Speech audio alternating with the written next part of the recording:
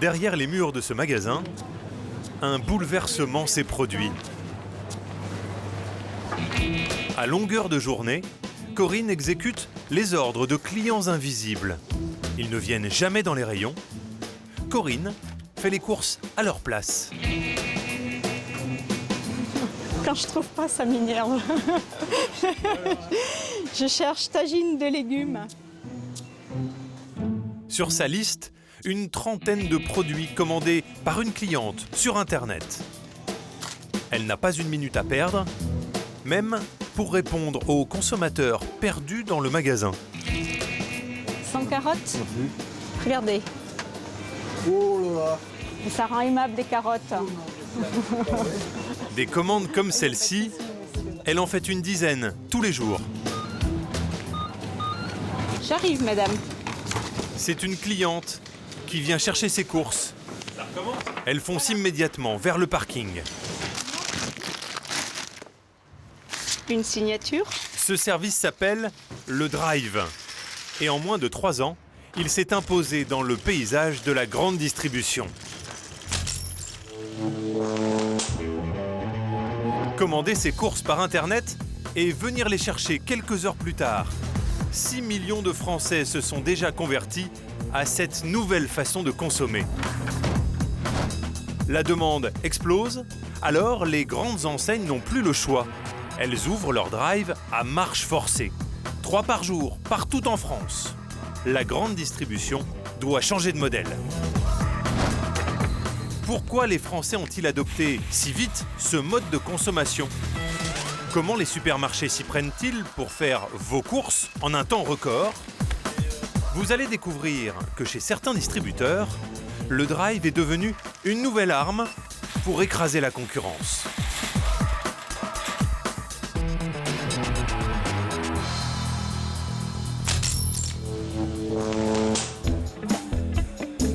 Fabrice, Maude et leurs 3 enfants ont adopté un nouveau rituel.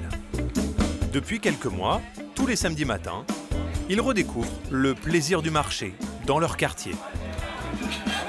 Je vais vous prendre des mexicaines. Un petit peu moins que les cigaloux, une cuillère, ce serait très bien. Une promenade en famille qu'ils savourent d'autant plus qu'avant, le week-end commençait toujours dans le stress. Le samedi matin, on allait faire notre BA et porter notre croix. Et cette croix, c'était ça, un immense parking de supermarché. Pousser son caddie dans un magasin bondé, chercher désespérément les articles dans les rayons, et bien sûr, l'attente interminable à la caisse. Pour Maud et Fabrice, tout cela est terminé. Désormais, Maud fait ses courses dans son salon avec sa tablette connectée à Internet. Donc là, vous allez au supermarché, Maud ? C'est ça. Je vais faire J'ai pris mon caddie, en fait, et je pars dans mes différents rayons pour aller pour faire mes courses. On va commencer par l'eau, parce que les gros plats... Voilà, les gros packs d'eau, c'est sympa, voilà.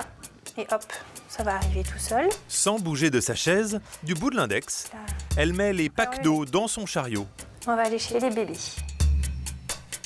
Maud connaît le site de son hypermarché par cœur. En quelques clics, elle choisit tout ce dont elle a besoin. Voilà, c'est hyper pratique. Et surtout, on économise un temps. Maintenant, on va passer au rayon frais. Pour tout ce qui est yaourt pour les petits garçons, je suis tranquille dans mon salon. Les enfants sont tranquilles dans leur chambre en train de jouer. J'ai pas à les gérer dans les rayons du magasin en train de zigzaguer, à partir à droite à gauche, en me réclamant un truc à ramener à la maison. Voilà, ils sont tranquilles et moi avec. Si Maud a pris goût au drive, c'est aussi parce que les prix sont les mêmes que dans le supermarché qu'elle fréquentait. Et il y a un autre avantage. Du coin de l'œil, elle réussit à contrôler précisément ses dépenses.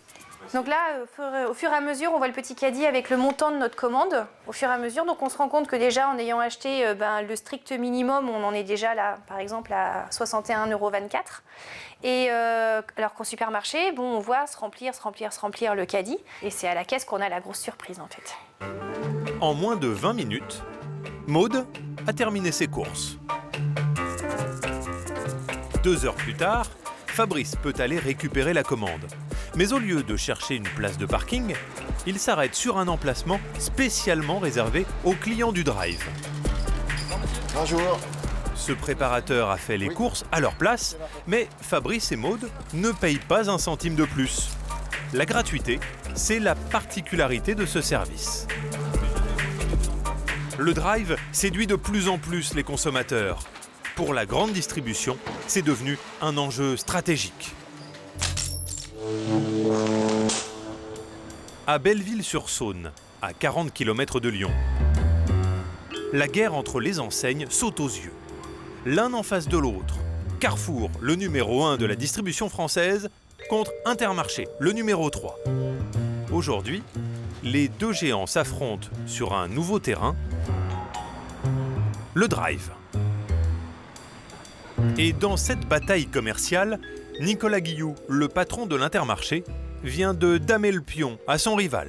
On a appris que notre concurrent allait ouvrir son activité drive. Donc c'est la raison pour laquelle on s'est mis en projet pour proposer le service drive avant lui. Nicolas Guilloux a ouvert 3 semaines avant son concurrent. Alors c'est quoi ici? Écoutez, voilà mon nouveau drive. Un auvent flambant neuf, 6 pistes de livraison peintes en rouge vif. Cet équipement lui a coûté 150 000 € et il a dû embaucher 7 personnes. Mais il en est convaincu, ne pas réaliser cet investissement aurait été une grosse erreur. Si vous ne l'avez pas, ça, qu'est-ce qui se passe? D'abord, si je ne l'ai pas, je ne réponds pas aux attentes d'une bonne partie de mes clients. Et surtout une partie qui augmente. Et surtout, c'est que ceux qui attendent ce service, et il y en a beaucoup, ils vont aller ailleurs, donc je perds ces clients-là, alors qu'aujourd'hui, avec ce service, je gagne des clients de ceux qui n'ont pas forcément misé sur ce concept. Mais dans cette guerre du drive, conquérir de nouveaux clients n'est qu'une première étape. Pour rentabiliser son investissement, il doit fidéliser ses nouveaux consommateurs, car ils peuvent s'avérer plutôt méfiants. L'inconvénient du drive, c'est on a des salades un peu plus petites, on a des bananes qui ont des taches noires, des choux petits, enfin il faut se méfier. Du coup, vous continuez à prendre des produits frais ici ou pas? Oui. Je fais encore des essais et si ça va pas, j'irai faire un marché du coin. Le drive n'a que 6 mois et Cédric, le responsable, découvre tous les jours les exigences de ses nouveaux consommateurs. Le client, donc il est chez lui, d'accord, il passe sa commande. Il a par exemple remarqué que ses clients détestent qu'il y ait des erreurs dans les commandes. Pour y remédier, Cédric a donc investi dans des appareils ultra sophistiqués. Aujourd'hui, c'est au tour de Jennifer de le tester. À son avant-bras, un mini-ordinateur qu'on appelle PDA, relié à cette grosse bague accrochée à son index. Donc là, tu dois scanner ton numéro de préparatrice. Cet équipement va l'aider à se repérer dans un labyrinthe de 15 000 produits. Dans le magasin, Jennifer va devoir suivre à la lettre les indications de son bras électronique. Et elles sont très précises. Pour chaque produit, le numéro de l'allée, du meuble et même de l'étagère apparaissent sur son écran. Alors, sur ton PDA, c'est où? 1,6. 1,6. Donc on va se placer dans l'allée 1, élément 6. Donc allée 1, élément 6, c'est ici. Donc c'est soit le lait de droite, soit le lait de gauche. Donc avec ça, tu regardes quel est le prix et le code barre. Et tu le prends et tu le scannes. Avec la bague, elle identifie le produit. Alors, ce sera moins évident sur les autres produits, il n'y aura pas toujours que 2 articles. D'accord? Donc là, en fait, vous vous laissez guider, c'est ça?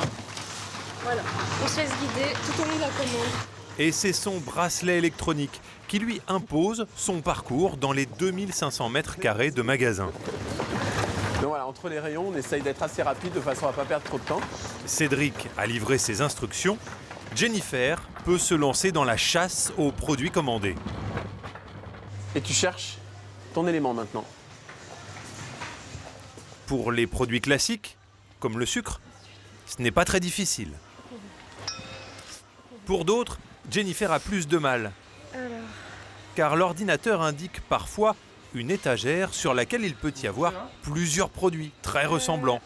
Comme ici, au rayon édulcorant. Alors, c'est dans celui-ci. C'est quel étage? Celui-là, le 5e. C'est ça.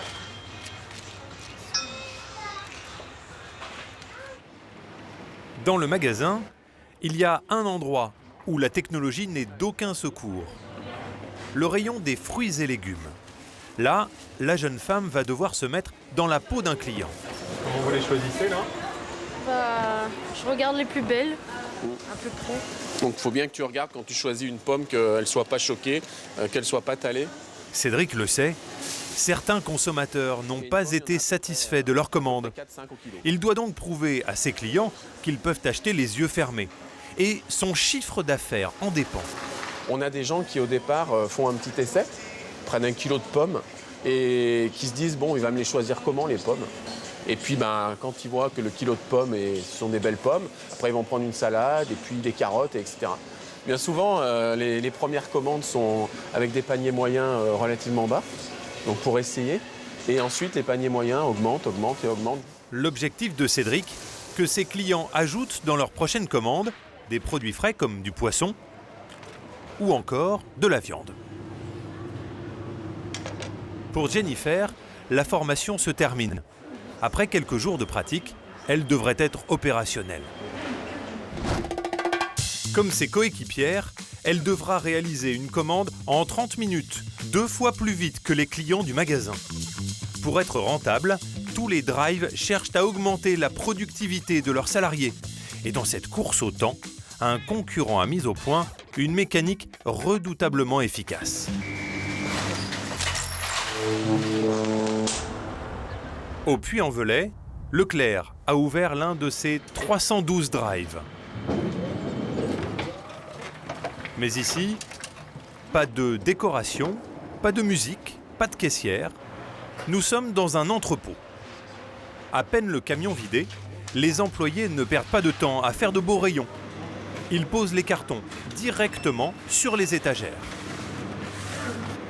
Pour nous, c'est plus facile de poser carton sur carton plutôt que d'enlever. C'est pas un magasin, c'est juste un entrepôt.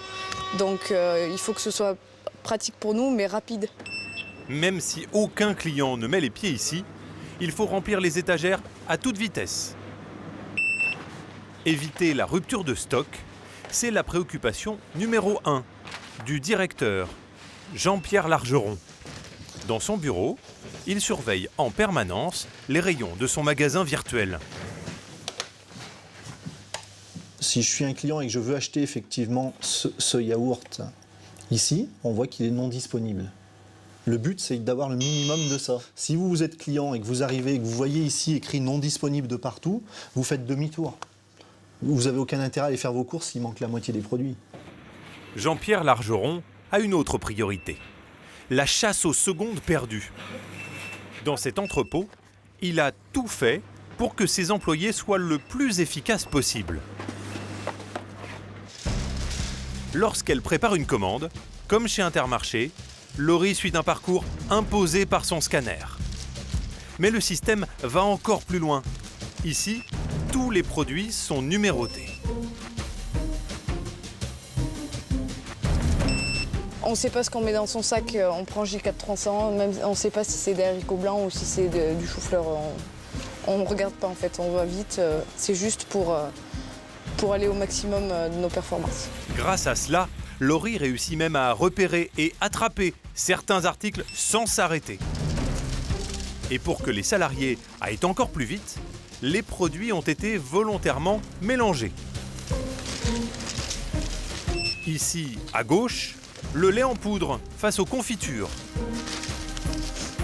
Ou encore, ce shampoing à côté des lessives. Tous les produits vraiment vendus sur ce drive sont dans les premières allées pour éviter qu'on aille très loin, revenir chercher un produit, repartir. On essaye au maximum d'éviter les va-et-vient pour aller plus vite. Donc les produits qui sont par exemple tout au bout de cette allée-là, c'est les moins vendus.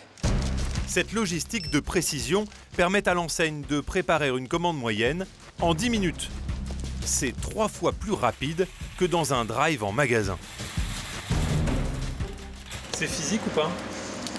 Un peu, oui, il faut être endurant un peu. parce qu'il faut courir des fois. Laurie est en permanence en alerte. Lorsque ce signal retentit dans l'entrepôt,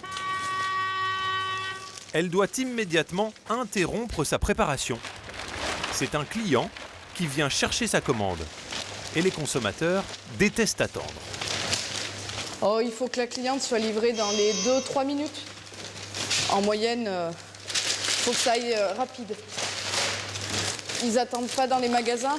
Les drives, c'est pour que ça aille vite. Donc il faut que la livraison soit rapide. Chaque jour, 150 clients défilent sur ce parking. Ils sont servis en quelques minutes. Bonjour. Et bien souvent, ils n'ont pas conscience de la course contre la montre qui règne en coulisses. Bonjour, merci. À votre avis, elle a mis combien de temps pour faire vos courses? Moi, je mettrais 3 quarts d'heure, 1 heure. Elle, je sais pas du tout. Je sais pas, mais je pense qu'ils sont peut-être un peu plus efficaces, donc on va dire une demi-heure, non? C'est moins que ça même. Moins que ça. C'est plutôt 10 minutes. Bonjour. Au drive, tous courent après le temps. Il faut dire que grâce à la scanette reliée à l'informatique, la direction peut mesurer leur productivité à tout moment. Sur son écran, Jean-Pierre Largeron sait tout de l'activité de ses employés, du temps de préparation au nombre de livraisons par heure. Quand les salariés sont en période d'essai, cela permet d'éliminer les moins rapides. Ensuite, c'est le moyen d'évaluer leur performance. Chacun vient régulièrement faire le point avec le directeur. Aujourd'hui, Laurie veut connaître ses chiffres. Donc la semaine dernière, bonne semaine, hein, comme d'habitude, 227 moyenne. D'accord. Donc 227 UV de l'heure, hein, donc c'est très bien. Elle a préparé 227 produits par heure la semaine dernière. C'est plus que la moyenne exigée par le directeur. Comme les autres, Laurie gagne un peu plus que le SMIC. Elle ne touche pas de prime de rendement, mais elle a parfaitement intégré la pression du chronomètre. Laurie, vous, c'est des informations que vous venez chercher régulièrement, ça? Oui, ça sert à nous placer par rapport aux autres, voir si de mois en mois, de semaine en semaine, on peut régresser, augmenter. Ça nous met un peu dans les rangs, ça nous aide un peu à savoir où on en est en fait. Cette obsession du temps permet à l'enseigne de réduire considérablement le coût en main-d'œuvre de chaque commande. 4 € en moyenne, au lieu de 12 € pour une préparation en magasin. Les drives en entrepôt coûtent moins cher et ils ont un autre avantage. Ils constituent un moyen très efficace de déstabiliser les concurrents.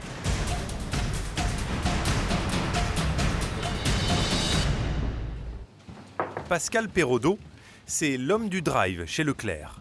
Il a été le premier à en ouvrir un il y a 6 ans. Aujourd'hui, il est aux commandes de cette nouvelle activité en pleine croissance. Cette année, il va superviser l'ouverture de plus de 80 drives. Le projet qu'on vous présentait, M. Perrodo, c'est un Leclerc Drive déporté dans la ville d'Antibes. D'accord. Voilà. Antibes. Antibes. Ce projet lui tape immédiatement dans l'œil. Exactement, qui est un gros carrefour. Le site, il est fabuleux, là. Il y a combien de passages, là? 90 000 véhicules au jour à peu près. Un emplacement avec beaucoup de passages. C'est un critère stratégique. Mais il va focaliser son attention sur un autre élément primordial. La présence, juste en face, d'un gros concurrent. Je vais vous montrer la zone de concurrence qui se situe sur les terres de Carrefour. Ah. Donc là, vous avez les zones de concurrence. Donc le Leclerc Drive, vous voyez, il est juste ici. Et a priori, le Carrefour n'a pas encore de drive. On va aller chercher un des vaisseaux amiral de Carrefour. On va aller le titiller. C'est très offensif, hein, quand même, comme démarche. Du coup. C'est très, très offensif, puisque là, on va aller lui piquer 7 à 8 millions de chiffre d'affaires. Pascal Perrodo veut mener cette bataille des emplacements partout en France. Il a donné pour consigne à tous les propriétaires de magasins d'ouvrir chacun 3 drives. Il s'apprête à faire la même chose chez lui, à Toulouse, en répliquant à Chrono Drive, une filiale d'Auchan. Bon, moi, j'ai été le premier drive ouvert en octobre 2007, Leclerc, en France. Ouais. Et Chrono Drive est venu me chercher là, effectivement, à 300 mètres de chez moi. Puisqu'ils sont venus me chercher ici, Ouais. Je vais aller chercher celui-là peut-être. Ah bon? Voilà. C'est-à-dire, vous allez aller le chercher? Bon, par ici, là, dans ce secteur, là. Je vais me mettre là, à peu près. Ah bon? Ouais. Où ça? Montrez-nous. Ici, là. Voilà. Ah oui. Voilà. C'est déjà bouclé ou? C'est bien avancé, on va dire. Ouais. Avec sa stratégie d'encerclement, Leclerc veut devenir le numéro 1 français de la grande distribution. Et s'il a choisi le drive pour y parvenir, c'est parce qu'ouvrir un supermarché est devenu quasi impossible.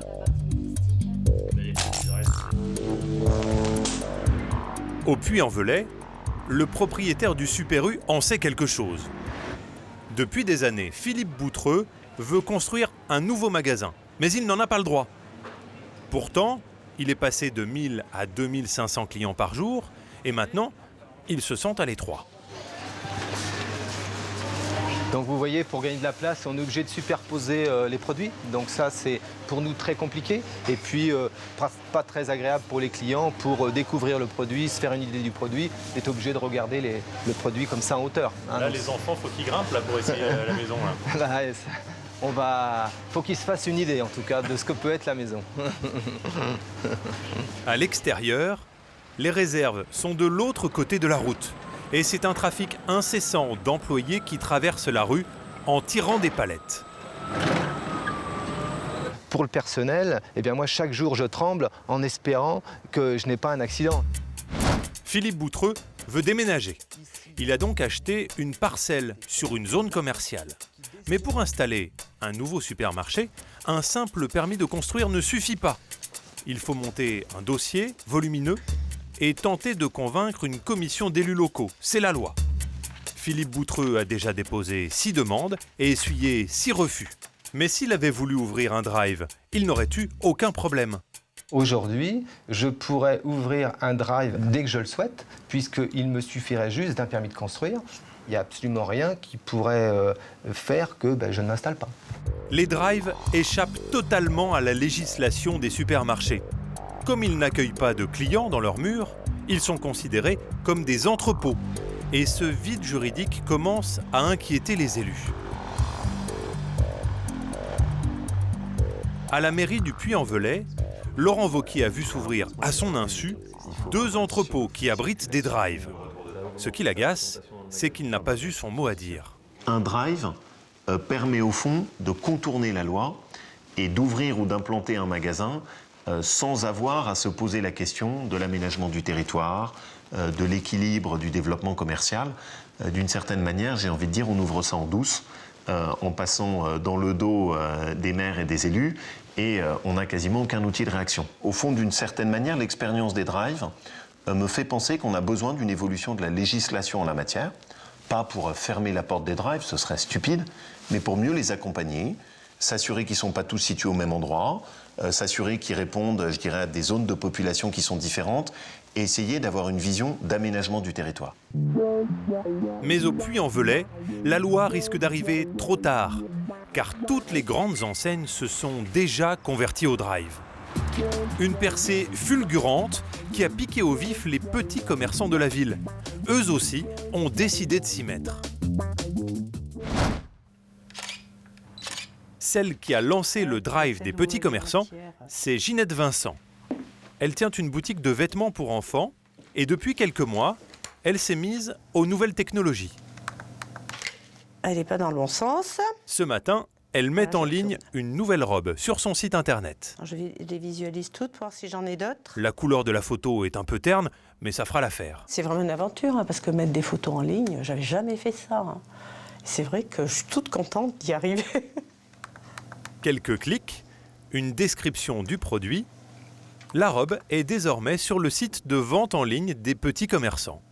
Voilà, elle est là. Elle se retrouve en position 1 puisqu'on vient de la rentrer. Le site s'appelle acheteraupuy.com.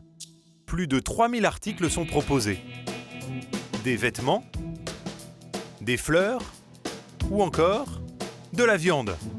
À part les photos pas toujours réussies, il n'a rien à envier aux mastodontes du e-commerce. À l'autre bout de la ville, Dominique Ribert, elle aussi, s'est lancée dans le drive. Elle a payé un abonnement de 500 € par an pour être sur le site, mais elle reçoit déjà 2 à 3 commandes par semaine. Alors c'est le cadenel, c'est un bouquet de roses, rose rouge et rose rose. Mais ce bouquet, il ne va pas attendre la cliente chez la fleuriste. 5 roses rouges. Dominique va le déposer à quelques rues de là, à la Maison de la Presse. Cette boutique centralise les commandes du drive. C'est la solution que les petits commerçants ont trouvée pour rendre leur service plus attractif. Voilà. Au revoir, bonne journée. 2 heures plus tard, une jeune cliente se présente. C'est elle qui a commandé les roses. Bonjour. Je viens récupérer ma commande que j'ai commandée sur Acheter au Puy, s'il vous plaît. Avec son bouquet, elle a aussi acheté du pain. Merci. Et le pain. Merci. Produits là en fait. Oui, voilà. C'est l'avantage. Du coup, j'ai pas allé et chez le boulanger et chez le fleuriste, surtout qu'ils sont pas du tout au même endroit. Donc du coup, je viens tout chercher ici en fait. Voilà. Au revoir. Et cette expérience pourrait bien faire école. Dans d'autres villes, les petits commerçants envisagent déjà de copier le drive du Puy-en-Velay. Des supermarchés au centre-ville, le drive est en train de bouleverser nos habitudes de consommation.